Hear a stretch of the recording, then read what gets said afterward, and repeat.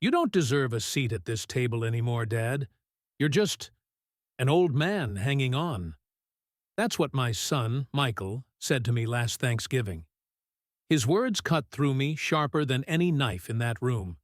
Sharper even than the carving knife his wife Jenna was holding as she smirked across the table. My daughter-in-law didn't even bother to hide her satisfaction. She had been waiting for him to say it, pushing him toward it for years. I sat there with my fork frozen in midair, in a house I had built with 40 years of sweat and overtime at the paper mill in Springfield, Ohio.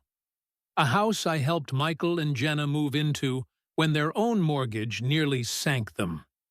The smell of turkey and stuffing, food I had paid for, turned sour in my nose. The laughter of my two grandsons fell quiet, the way kids know instinctively when a storm is about to break. I wanted to say something back, but my voice didn't come. It wasn't just the insult. It was the look in his eyes. Cold. Empty. Like I wasn't his father anymore, just some burden he wanted to drop by the curb. Before I continue, if you're new here, please like, comment, and subscribe, and tell us where you're watching from. Now let me give you the backstory, because none of this betrayal came out of nowhere. I was born and raised in Springfield, same as my father before me. Spent most of my life working at that mill. 42 years of 12-hour shifts, paper dust caking my lungs, knees shot from standing on concrete.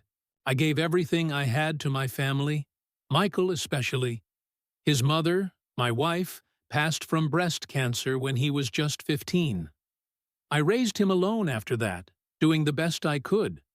I missed birthdays, school plays, even his prom night, all because I was working double shifts to make sure he could go to college. And he did.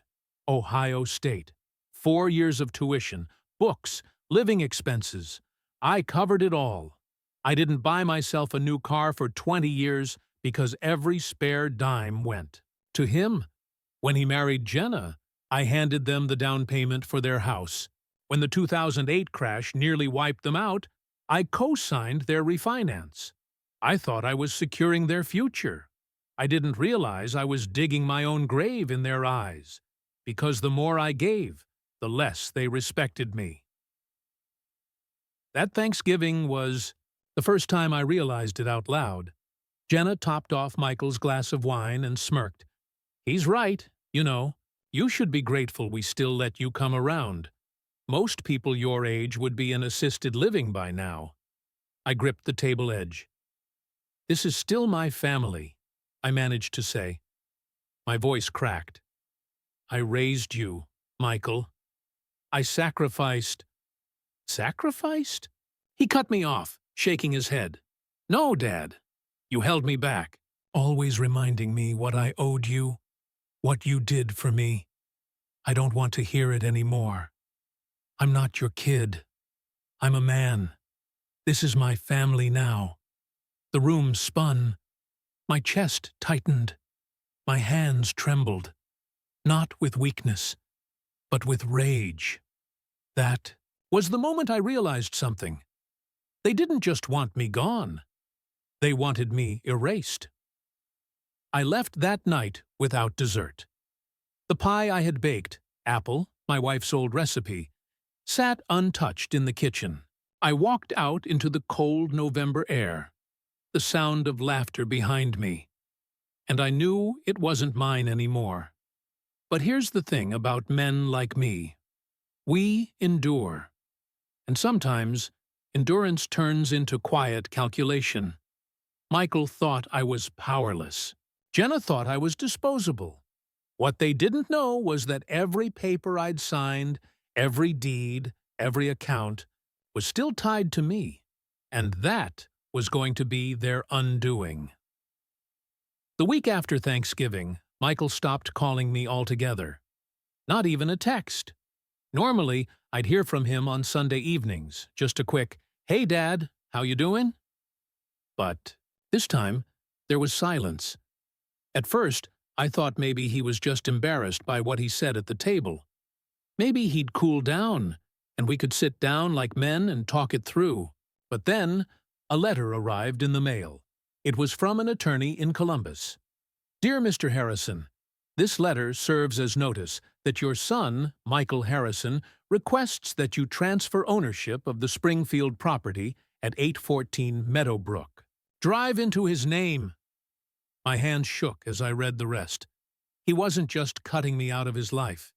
He was trying to take my home, the very house I'd paid off decades ago.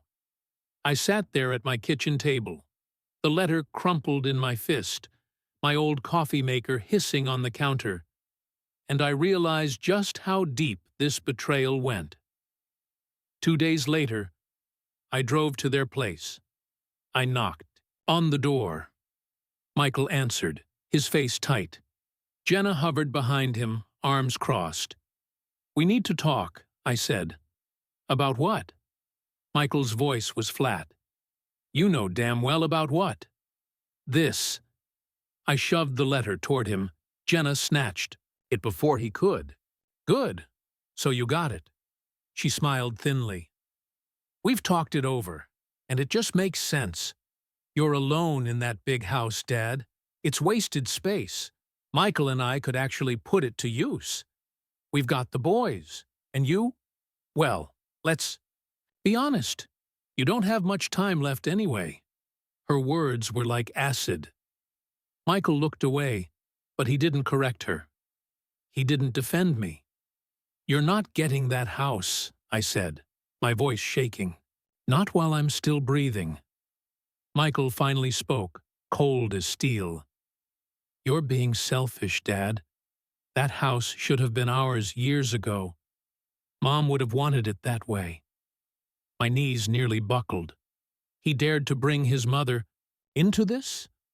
The woman who had begged me on her deathbed to always protect our boy?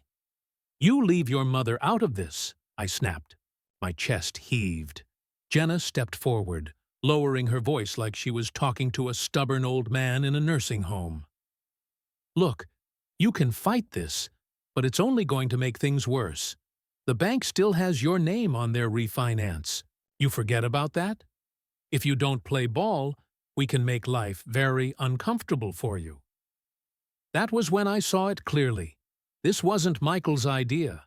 This was hers. My son had turned into her puppet, too weak to see he was being strung along. I left without another word, my boots crunching on their driveway gravel. That night, I couldn't sleep. I sat in the living room, the glow of the old lamp casting shadows on the walls. I stared at the framed photos, Michael's graduation, his wedding, the grandkids when they were toddlers. All those years of sacrifice, of love, of building a legacy. And now, they wanted to strip me bare. But anger has a way of sharpening the mind. I started pulling out old files, mortgage papers, deeds, even the bank statements Jenna thought I'd forgotten about. Every signature, every line of fine print reminded me. I wasn't powerless. Remembered something my lawyer friend, Tom Gardner, once told me over beers at the diner downtown. Paperwork is the one thing that never lies, Harrison. People can twist words, but a deed, a will, those speak the truth. That line echoed in my head all night. The next morning, I drove to Gardner and Associates, a small law office tucked between the barber shop and the post office in Springfield's old downtown. Tom still practiced there. He looked up from his desk when I walked in. Well, I'll be damned. Haven't seen you in months. What's wrong, Frank? I set the crumpled attorney letter on his desk. My jaw tightened. It's my son.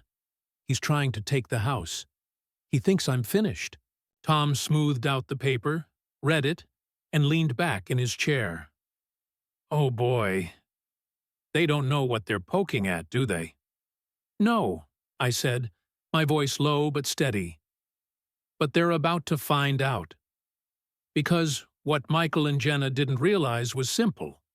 I wasn't the old fool they thought I was. I still had every tool to fight back, and I was ready to use them. Tom Gardner leaned back in his chair, tapping the attorney's letter with his pen. Frank, this isn't just some pushy request. They're trying to set you up. If you sign anything, you could lose not just the house, but everything tied to your name. I swallowed hard. So what do I do? Tom adjusted his glasses. You hold the cards. You've got the deed free and clear, correct? I nodded. Paid it off in '96. Burned the mortgage papers in the backyard, right where your old mutt used to dig holes. He chuckled. Good memory. Then they don't have a leg to stand on, unless you hand it to them. But here's the thing, Frank. If you really want to send a message, you can go further. I leaned forward. How much further? That's when Tom laid it out. We could rewrite my will. We could restructure my estate. Every dollar I'd saved, every asset tied up in my name, it didn't have to go to Michael. It didn't have to go to Jenna. I felt something stir in me that I hadn't felt in years. Control.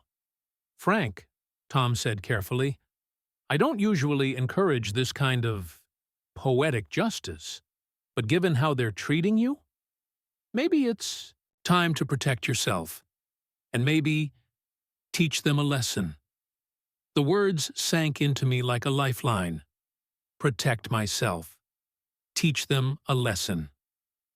That night, I sat at my kitchen table with a cup of black coffee and a yellow legal pad. I started writing. Not a will, not yet, but a letter to myself. Notes on what I wanted. Keep the house. Protect my retirement savings. Make sure Michael and Jenna don't get a dime until they learn respect. Reward the people who actually cared for me, like my grandsons, maybe even my church, or the town library, where my wife used to volunteer. For the first time in months, maybe years, I slept soundly. A week later, I called Michael. He answered on speakerphone. I could hear Jenna in the background. Dad, he said flatly, we've been waiting on you. Did you get the transfer paperwork started? I took a slow breath. No, and I won't. That house is mine until the day I die. Silence. Then Jenna's voice, sharp as glass. You're making a mistake, Frank. Don't think you can pull this stubborn old man act forever. We'll find another way. I smiled, though they couldn't see it. Good luck with that. Then I hung up. My hands shook, but not from fear. From adrenaline. From the quiet thrill of knowing something they didn't. The new will was already in motion. 2 days later, Tom and I signed the paperwork. My estate was officially rewritten. Michael and Jenna? Cut out. Not a cent. Instead, my grandsons would inherit directly when they turned 25. Until then, a trust would protect the money from their parents' grubby hands. I walked out of that office lighter than air. But here's where it gets interesting, because the small-town grapevine moves fast, and secrets don't stay buried for long. By the following Sunday, whispers were already floating around the diner. Did you hear Frank Harrison's changing his will? Cutting out his own boy? Can you believe it? Springfield was small enough that everyone knew everyone's business. By the time I showed up for church that week, half the congregation had heard something, and I could see it in Michael's eyes when he came storming down the aisle after the service. He knew. He grabbed my arm outside on the church steps. His grip was hard, his face red. You think you can humiliate me like this? Words going around, Dad. People are saying I'm some ungrateful son, that I'm stealing from you. Did you spread this? I shook him off. Didn't have to. Truth has a way of walking out on its own. Jenna stood behind him, arms crossed, glaring like she was the queen of Springfield. "This isn't over," she hissed. I looked her dead in the eye. "You're right.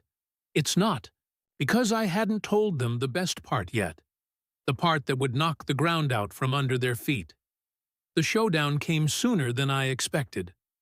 2 weeks after that church scene, I got a call from Tom. "Frank," he said, his voice unusually sharp, "your son just stormed into my office demanding to see your paperwork. He said you weren't in your right mind, that you were being manipulated." I let out a bitter laugh.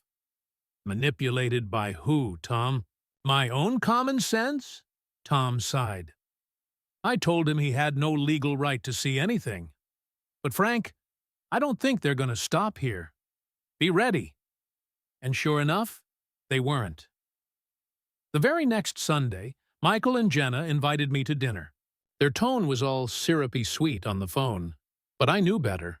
I agreed anyway, because sometimes you need to walk straight into the fire to show people you won't burn. When I arrived, the table was already set. Roast beef, mashed potatoes, wine glasses filled to the brim. Jenna greeted me with that polished smile of hers. "Frank, so glad you could come. We want to put all this unpleasantness behind us." Michael nodded, though the muscle in his jaw twitched. "Yeah, Dad. Let's talk like family again." I sat down. For a moment, it almost felt normal, like the years when I still mattered. But then Jenna leaned forward, her eyes glittering. "Frank, you've caused a lot of confusion in town. People are whispering things that make Michael look ungrateful. We can't have that. So, let's clear the air. All you need to do is, sign the property transfer. Make it official." She slid a folder across the table. Fresh documents. My chest tightened, but I didn't flinch. I opened the folder, glanced at the papers, then calmly set it aside. "No," I said simply. Michael's face darkened. "Dad, no," I repeated, firmer this time. "That house is mine, always will be, and you two are cut out of everything else. The will's been changed." The color drained from Jenna's face. Michael slammed his fist on the table so hard the wine glasses rattled. "You can't do this to me," he shouted. "I'm your son." I stood slowly, my chair scraping the floor. My voice was steady, calm, even as my hands shook. "A son takes care of his father. A son shows respect. You stopped being my son the night you told me I didn't deserve a seat at my own table." The room went silent, except for the ticking clock on the wall. Jenna tried one last card. "Fine. Then we'll contest it. We'll tell everyone you're not fit to make decisions anymore. They'll believe us. You're old, alone. Maybe we can even get a judge to put you in guardianship." Her words hit me like ice. Guardianship, stripping me of my independence. That was her plan all along. But I smiled, because I had come prepared. "You won't win that fight," I said. "You know why? Because I recorded our last conversation. The one where you said I don't have much time left anyway. I gave that recording to Tom. If you try to challenge me in court, the judge will hear exactly what kind of people you are." Michael blinked, stunned. Jenna's face went pale. You recorded us?" she whispered. I leaned across the table, meeting her eyes. "You wanted a war. Now you've got one." I left them sitting there, the smell of roast beef turning bitter in the air, their dinner untouched. The next day, word spread through Springfield faster than wildfire. Folks at the diner, at church, even the post office. Everyone knew what Michael and Jenna had tried to pull, and everyone knew I'd shut them down. But the real blow was still to come, because Tom had arranged something I hadn't told them yet. A formal family meeting at his office. Papers would be read, documents signed, and the truth would be laid bare in front of everyone who mattered. Michael and Jenna thought they could corner me. Instead, they were about to be the ones standing in the spotlight, with no place to hide. Tom's office was packed tighter than I expected. My grandsons sat off to the side with their babysitter, whispering and fidgeting. A couple of church friends were there, along with my late wife's sister, Margaret. Even the town banker, Mr. Clay, showed up.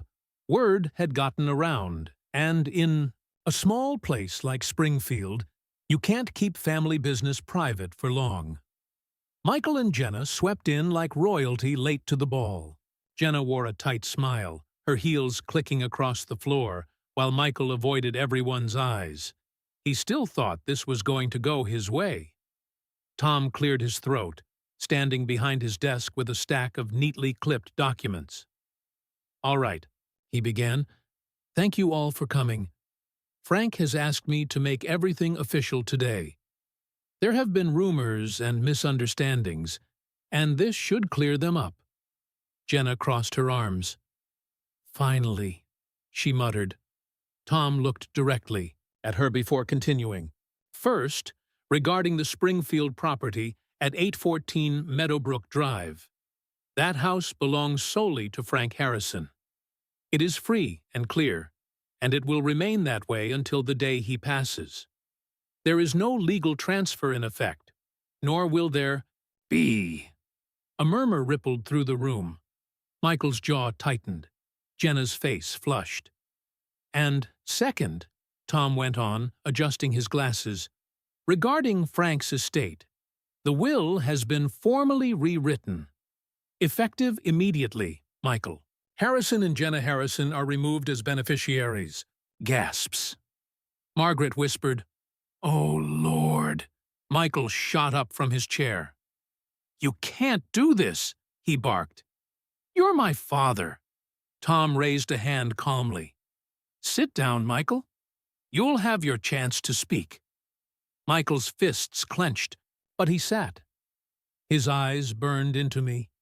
Tom continued, "Instead, Frank's estate will be placed in a trust for his grandchildren, accessible when they each turn 25. Until then, the funds are protected from parental access." He looked at Michael and Jenna squarely. "That means you cannot touch it." Jenna's composure cracked. "This is insane. He's old. He doesn't know what he's doing. He's being manipulated."